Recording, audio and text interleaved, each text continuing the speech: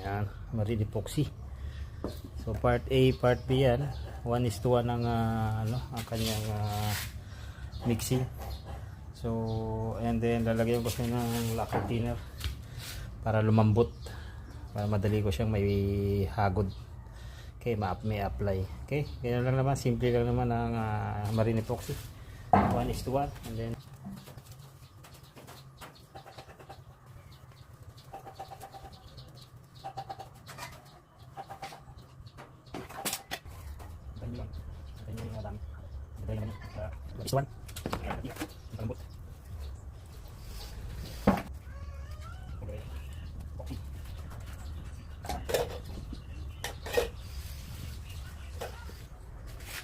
para siyang liquid na hindi siya yung